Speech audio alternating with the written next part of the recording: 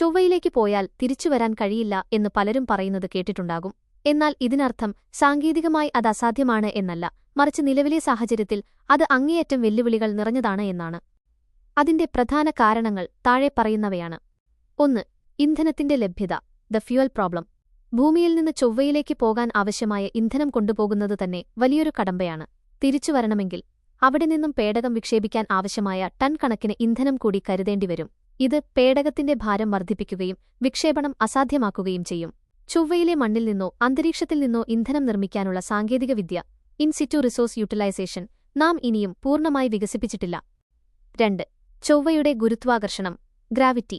ചന്ദ്രനിൽ നിന്ന് തിരിച്ചുവരുന്നത് താരതമ്യേന എളുപ്പമായിരുന്നു, കാരണം അവിടെ ഗുരുത്വാകർഷണം വളരെ കുറവാണ്. എന്നാൽ ചൊവ്വയുടെ ഗുരുത്വാകർഷണം ഭൂമിയുടെ 38% വരും. അവിടെ നിന്ന് ഒരു റോക്കറ്റ് കുതിച്ചുയരണമെങ്കിൽ വലിയൊരു ലോഞ്ച് പാഡും ശക്തമായ എഞ്ചിനുകളും ആവശ്യമാണ്. ഇത് അവിടെ എത്തിക്കുക എന്നത് നിലവിൽ വലിയൊരു പ്രതിസന്ധിയാണ്. 3. ദൂരവും സമയവും. Distance and timing. ഭൂമിയും ചൊവ്വയും തമ്മിലുള്ള അകലം എപ്പോഴും ഒരുപോലെയല്ല. ഓരോ 26 മാസത്തിലൊരിക്കൽ മാത്രമാണ് ഇവ അടുത്തുവരുന്നത്. ഹോഹ്മൻ ട്രാൻസ്ഫർ ഓർബിറ്റ്. ചൊവ്വയിലെത്തി തിരിച്ചുവരണമെങ്കിൽ ഈ അനുകൂലമായ സമയം വരുന്നതുവരെ അവിടെ കാത്തിരിക്കേണ്ടിവരും. ഏകദേശം 2 മുതൽ 3 വർഷം വരെ നീളുന്ന ഒരു ദൗത്യമായിരിക്കുമിത്. 4.